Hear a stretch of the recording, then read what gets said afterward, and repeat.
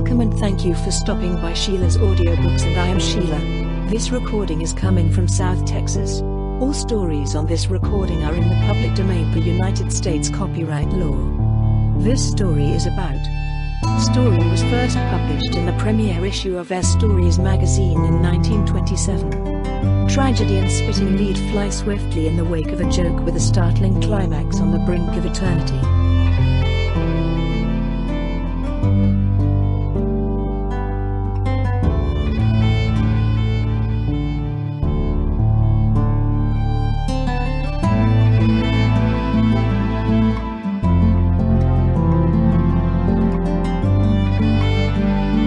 Patrols of Peril. As he sat on the steps of the recreation house, Lieutenant Farry Fairton gripped the imaginary stick of an imaginary de Havilland and rushed to the climax of his narrative. Then I saw it wasn't a bird, either. It was a kite. More than 1,000 feet up, but down where the San Angelo Patrol would miss it. On the end of the tail was swinging a little box. I suspected right away the box was full of cocaine, but I was thinking then about the old air hack I was driving. Straight ahead and close, I saw a long, thin flash, reflection of the sun, and I knew the kite was being flown on a steel wire. Gosh! If I buzzed into that wire zing, it would maybe split the propeller or at least upset the control connections. Quick as lightning I zoomed over it, with the propeller missing the wire by inches, and when I stalled into the field here, that funny kite was hanging onto the undercarriage, where it had got tangled, like I'd wanted. I'd thought I ought to bring it along, you see. After that, it wasn't anything for the cap to figure out where and how the smugglers had been getting their cocaine across the Rio Grande. A snore interrupted. Other flyers on the rec building steps, likewise members of the Cantilla flight of the United States Army Air Service, were catching after-lunch naps. Fairton's recital was on for the 20th time, and they knew it by heart. The event itself, in fact, was not yet months old. From the mouth of one Porky Stevens issued a yawn. And to prove it, Fairton hurried on, "I'll go get. Throttle her." Stevens' bark halted Fairton's stride away. "Stay where you are, Farry. I swear I never knew another man like you, with a past composed 100% of narrow escapes, who takes along with him everywhere he goes a box full of souvenirs from each and every one of said narrow escapes, just to prove he had 'em. You're a museum, all in yourself. And it's just my luck that I can't sleep through your chatter, like the other boys do, on account of my damn insomnia. I've got to get the old stories off my chest," Fairton excused himself calmly, sitting again, "because I've got new ones coming along all the time. Hello!"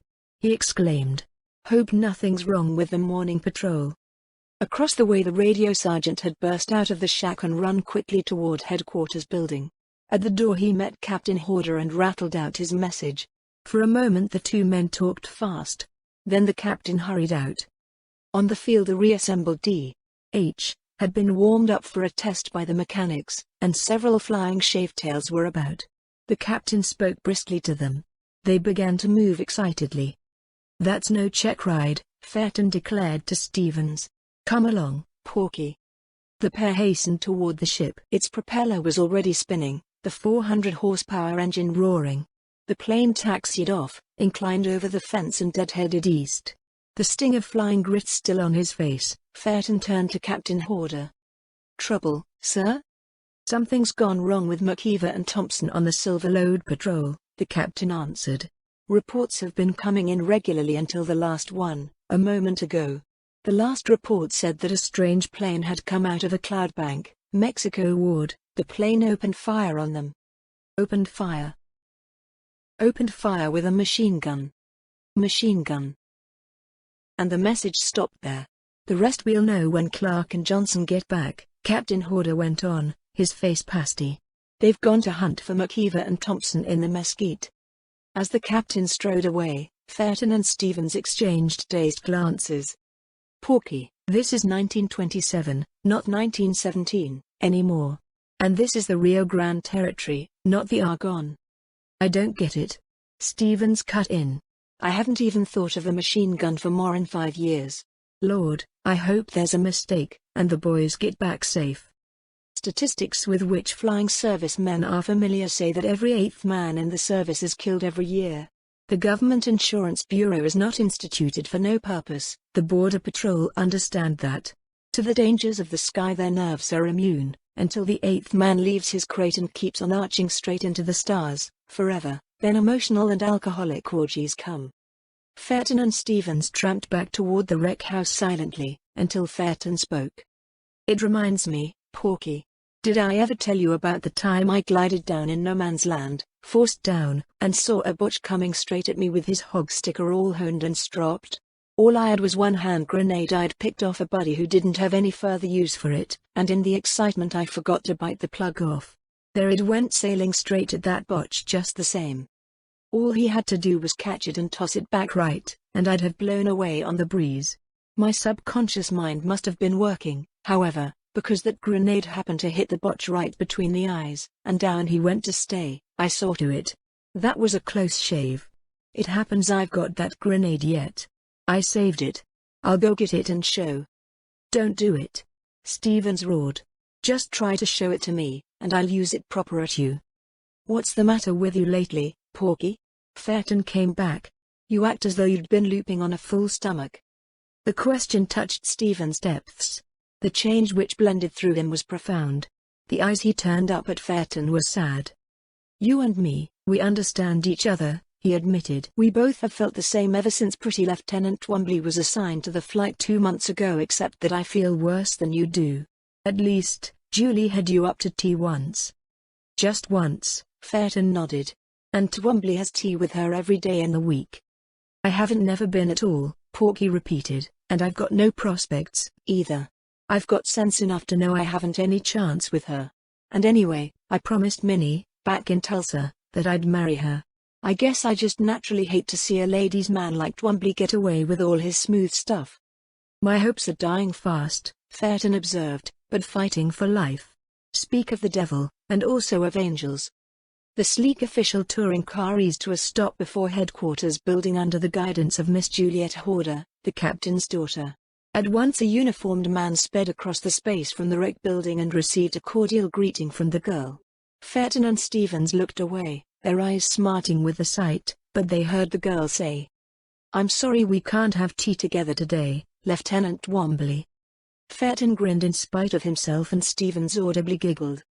"But if you'll come up at 6 for dinner, we can spend the evening together instead." Fairton and Stevens cursed softly. "Oh, good afternoon, Lieutenant Fairton." Fairton whirled, his face aglow. "Afternoon, Miss Juliet. Well, I've been wondering where you've been keeping yourself. I used to see you come down to bring the captain home around 4 or 5 in the afternoon, but I notice lately the captain's been going home alone, and—" Fairton realized that he had stumbled into a conversational bog and hastily strove to extricate himself. I was just telling my friend, Porky Stevens, about the time back in 1917 when a botch—" "Oh, yes," said the girl sweetly. "I'm sure he was interested. I'll see you at 6, then, Lieutenant Twombly." Fairton came away dazedly as Stevens pulled his arm. Stevens exploded. "You big fool. That's what queered you with her your chatter.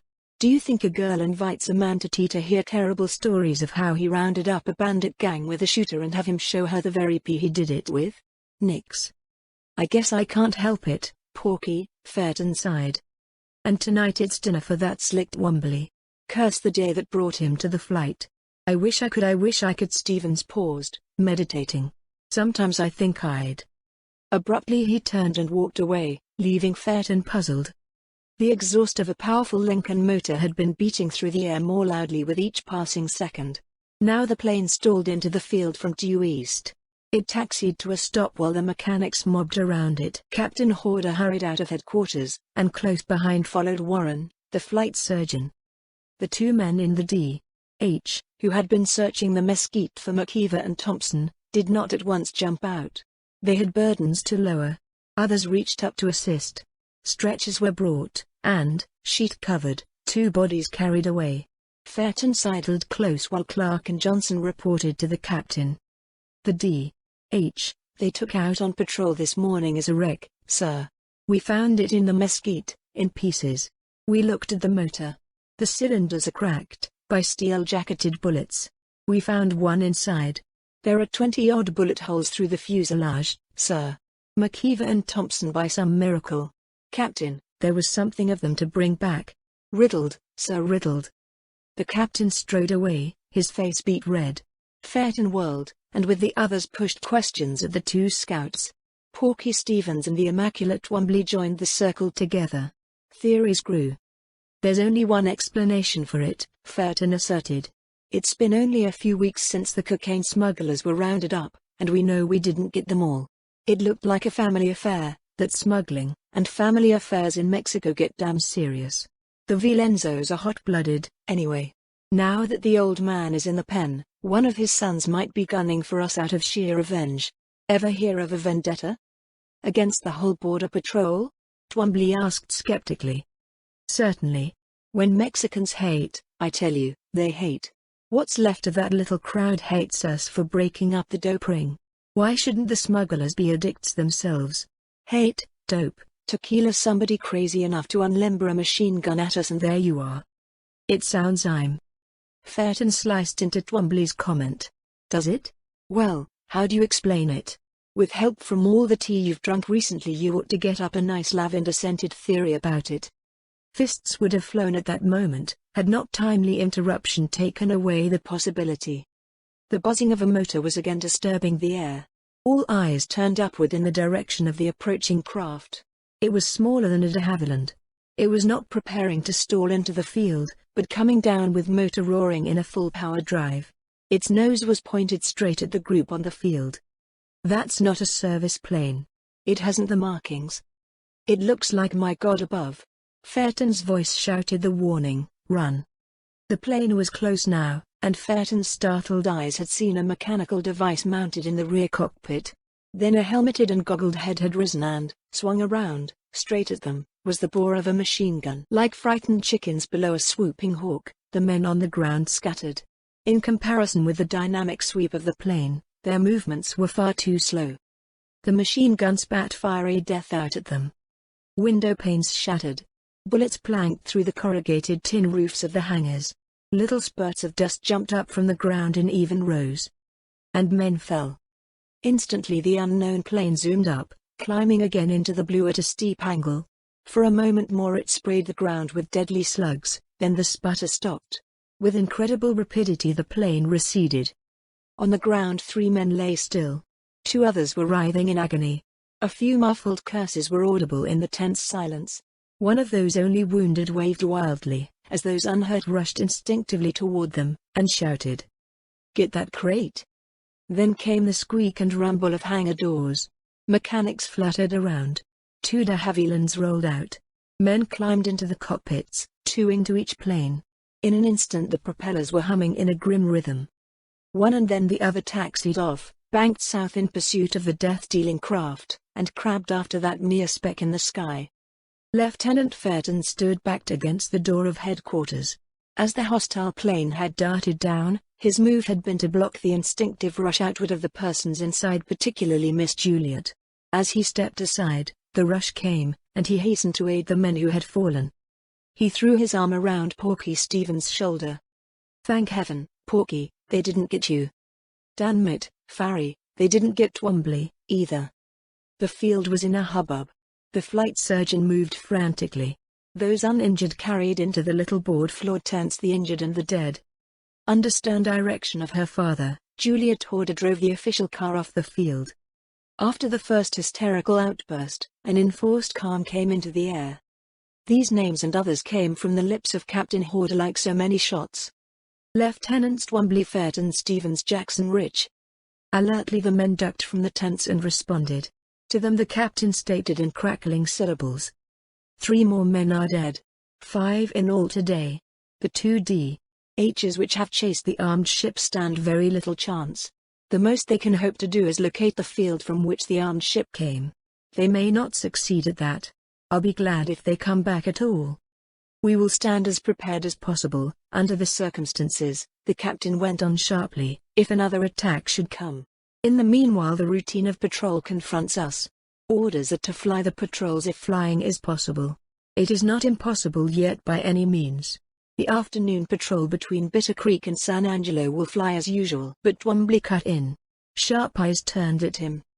It happens, the captain went on more slowly, that both Hennings and Fulton, who were to take the eastward this afternoon, are dead.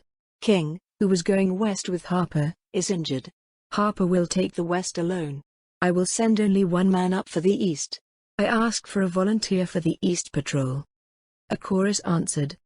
One man only. And understand that the machine gun craft may still be up. Twombly stepped out. A moment ago I was about to state that I knew Hennings and Fulton can't take their patrol, sir. Some men. His eyes shifted towards Fairton, who grew red of face. Some men might think I was objecting to the usual flight in the face of such danger. In order to offset all such suspicions, I asked to be allowed to take the east to Bitter Creek. Wait a second. This time the treble of Porky Stevens interrupted. Lieutenant Twombly is a newer man with the flight than I am. He doesn't know the patrol as well as I do, sir. I asked to be allowed to take the east. Twombly will go, Captain Horder interrupted. I ask again. That'll do, Stevens. Captain Horder, I demanded. A murderous glare from the captain. Porky Stevens stepped back, his face wet with sweat. I beg pardon, sir. Dapper Twombly turned briskly on his heel toward the tents. A.D.H. had been tugged from the hangars by the feverish mechanics and already warmed up. Twombly ran into his tent and loped back jacketed and helmeted, adjusting his goggles. An instant after he was in the cockpit the propeller was singing. Then the plane taxied, lifted, stalled into the wind, crabbed off south, and dead-headed east, until it became a dark star on a white sky. All eyes kept to it. Then relaxation came, and men dragged themselves wearily to their tents. In Fairton's tent Stevens lay on the cot, and Fairton sighed. This man Twombly is a dude, but he knows the stick. Also, he has guts. He knows how to fly and how to make love. Fairton slumped down in his chair. If he was a rotter, I'd feel that I had some last chance with Miss Juliet, but he's a pretty good guy, and my chance with the girl isn't worth a plugged nickel. Stevens moaned. What's wrong, Porky? God, Farry, God, I couldn't have done a more damn fool stunt than what I did. What are you talking about? Not your insisting on going up? No. Stevens opened eyes heavy with misery. Farry, just before they brought McKeever and Thompson back, I took Twombly into my tent, friendly-like, and gave him a glass of my ginger ale. Well, I guess I was just naturally sore at his lording it over us so much that he stands in so good with Julie anyway. I thought it would be a good joke, just a good joke, understand? Fairton frowned. What are you driving at, Porky? Wait a minute. Wait till I get the nerve to tell you what a rotten fool I've been, that's all. Take your time, Fairton bade him laconically. The purring of a ship's exhaust came faintly on the air. Fairton craned out of the tent. In the southwest 2D.H. planes were approaching, almost side by side. They stepped down to the landing space and stalled in. The pilots hopped out of the cockpits. Captain Horder had come out of headquarters again, and now received their report. Crowding close, Fairton and Stevens heard. We lost it, sir. There are heavy cloud banks down over the mountains, and the ship sneaked into them. We couldn't follow too close on account of the gunfire. Also a little short of gas, sir. Sorry. Be glad you're still breathing. Horder grunted, and turned on his heel. When they were together again in their tent, Fairton observed to Stevens, whoever it is in that Mexican plane, he's a flying wild man. Stevens again turned worried eyes on Fairton. You think there's a chance they might try to fire on Twombly on patrol? Sure, there's a chance. Twombly knew it when he went up. We all did. Stevens flung his feet off the cot. Farry, we've got to do something, fast. I told you I wanted to play a joke on the dude. I didn't know all this was coming up. I thought it would be sweet revenge if I could make him miss that dinner date. Well, you know about how I can't sleep at night, always, and have to take powders. Farry, by heaven, I put 2 powders in Twombly's drink. It'll put him to sleep in the ship. Farry, as sure as you're cursing me now. Fairton stared. Good God, Porky. That stuff's powerful. You mean to tell me he couldn't stay awake if he tried? Nothing would keep him awake with those 2 shots in him. It's almost sure death for him, Farry. I tried to keep him from going up, you heard me. Farry jumped up. Come along. They hastened to the radio shack and put their heads in. "Sarge," Fairton demanded of the operator, "Twombly's reports are coming in regular?" "One is overdue. It ought to be in any minute if that machine gun lunatic isn't chasing him." Fairton and Stevens, both paler, turned away swiftly. "Porky, is it too soon for that stuff to be working on him now?" "It is not," Stevens answered tightly. "Right this minute Twombly may be," and he finished with a shudder. Fairton ran toward one of the D.H's which was still in the field, and signaled to the mechanic to warm it. They hastened out for themselves in caps and goggles. Fairton gestured Stevens into the fore-cockpit. Into the rear one he climbed himself. Before the motor caught, Stevens turned to demand, "Farry, what's on your mind?" "We're going after Twombly the fastest way possible." "But what can we do now?" "If there's anything special to be done, little man, I'll do it. You keep your hand on the stick and do as I say." Then came a word like an explosion. "Wait." He poised thoughtfully, then leapt to the ground. Running straightly for his tent, he ducked under the flap. In the plane Stevens fidgeted anxiously. No matter what could or could not be done, every second was precious now. In a moment Fairton dodged out of the tent again, ran back to the plane, and legged into the rear cockpit. Stevens froze his eyes to the controls. Combined with the staccato notes of the motor came the ground rumble of the ship as it taxied around and nosed into the wind. Then with a gentle tilt the D.H. was skimming over the fence and fast leaving the patchwork of tents and hangar roofs below. Stevens paralleled into the usual trail of the afternoon patrol to Bitter Creek. At 2,000 feet Fairton's eyes scanned the ground below, spotted, clumped with mesquite, the band of the Rio Grande curling across it. Scudding southward and northward at intervals, the ship went up to 5,000 feet as the search went on. Then Stevens waved toward the northeast, where a plane was spinning evenly along toward them. For minutes Fairton eyed the plane, half believing it an illusion. It was, however, real. As it came closer, Fairton saw that it was navigating uncertainly. It swerved and veered, and was not maneuvering in a usual manner. It seemed out of control. Stevens glanced back and through the glass of the goggles.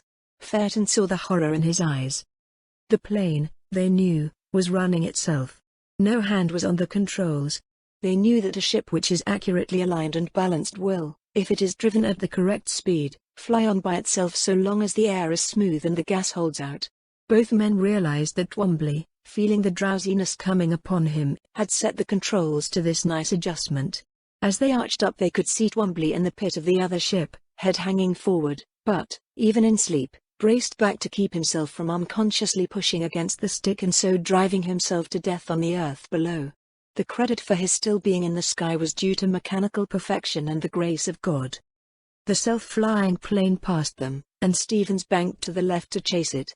When he leveled off, Fairton bent forward, tapped Stevens' shoulder and signaled that he had something to say. Stevens throttled back and let the plane mush out into a glide. "Porky, how long will Twombly sleep?" "Hours." "Thought so. There's only one thing can be done. I've got to get onto his plane." "What? You're crazy. You're no wing walker. You couldn't do it. You've got too much imagination. You'd slip off and we're up 6,000. Under the circumstances, you're doing what I say. Listen to me. I've got to land on Twombly's tail. Give her the gun." The motor roared again. Stevens banked right and carefully crowded his plane closer to that of the free-flying DH. As the two planes straightened out, Fairton divested himself of his jacket and climbed out of the rear cockpit. More than a mile down, the crust of the earth was rocking giddily, floating on the sea of eternity. Hanging onto the struts and wires as he went, Fairton towed outward on the wing until he was hanging at the verge of space, at the tip of the wing. Stevens, his face a pasty white beneath the leather of his goggles, complied. He caught Fairton's signal to close in. The checkboard of the earth was careening. The fragile bodies of the planes and their death-flashing propellers were appallingly close together. A wind racing at more than 100 miles an hour tore at Fairton. Still Fairton kept his eyes on the tail of the loose plane as it swung closer. Sometimes many feet, sometimes only a few, separated the wing of the one plane from the tail of the other, while Fairton's legs stretched out, waiting for his chance. In the cockpit Stevens gazed on it all as in a dream. A shaky move, a sloppy adjustment, A turnout at the wrong instant and Phaeton would go hurtling a mile down to death. Soon after, Twombly's plane would also crash.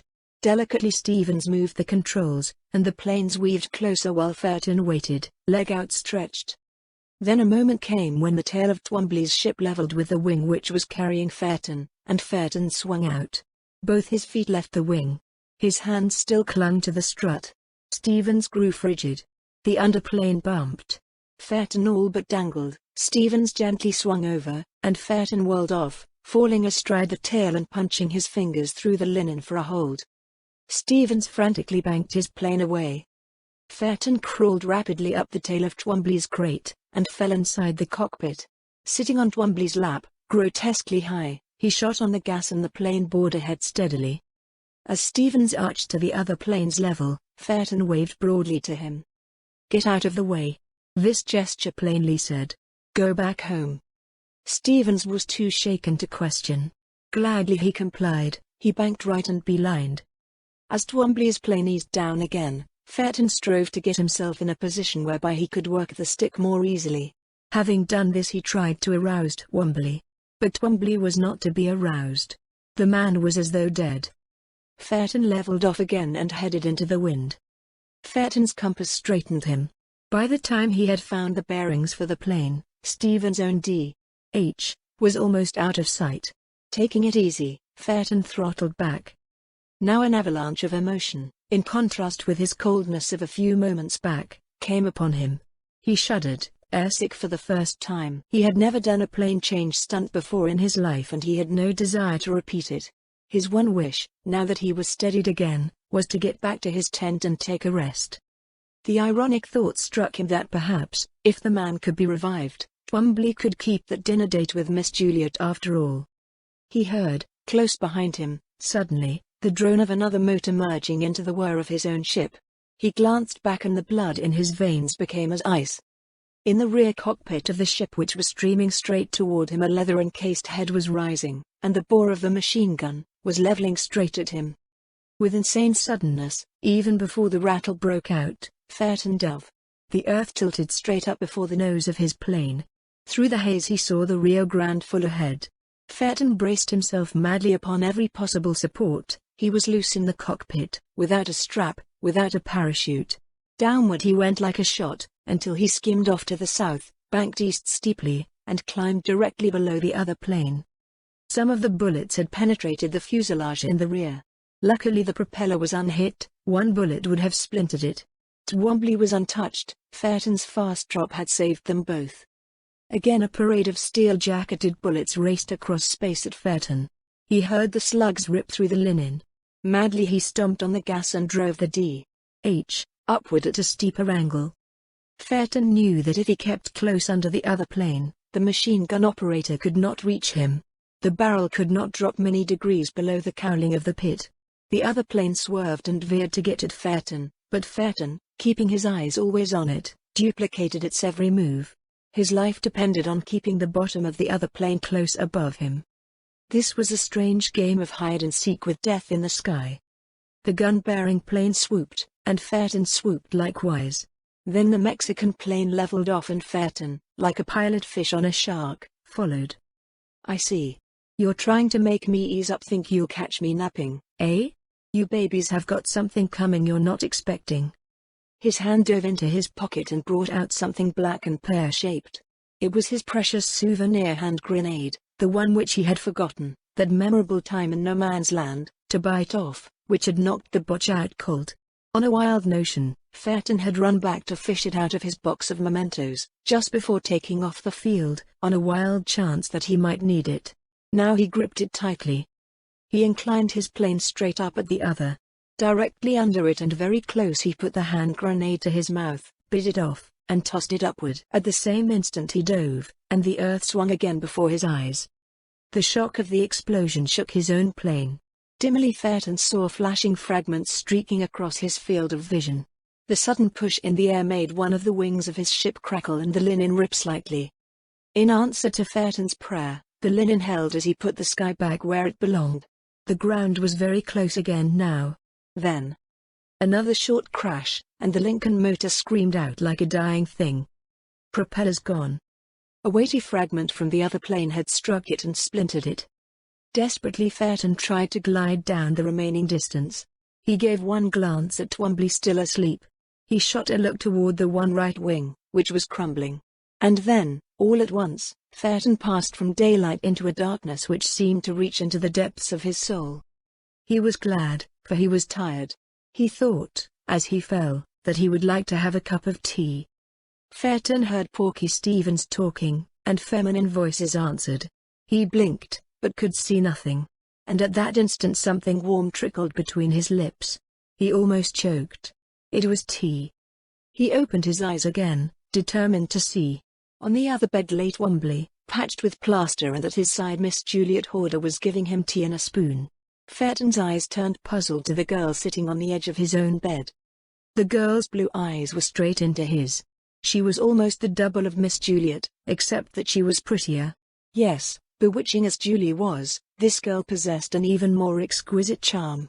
As Phaeton stared, he gulped down another spoonful of the tea which she was giving him. Also, Porky Stevens was saying, irrelevantly, "Minnie is coming all the way from Tulsa to see me, right away." Phaeton said bluntly, "Who you?" "Marriott, Julie's sister. I just came in on the train today, for a visit indefinitely." Phaeton swallowed more tea. "Do you ever serve tea at home?" "You do?" "Well, may I come up, please, if I promise not to tell you about the time when I forgot to bite off a hand grenade and saved it, and took it along up there just on the chance I might need it, and gosh, I'm telling you already." "Well, if I promise not to." "You may come to tea," Marriott said, "if you promise to tell me every detail of it." Her smile was dazzling. "You see," she added, "I'm a newspaper feature writer, and that's copy." Phaeton sank back contentedly. Then he blinked worriedly. He looked at Stevens. "Porky," he exclaimed, "did you remember to bring back a piece of that machine gun for me as a souvenir?"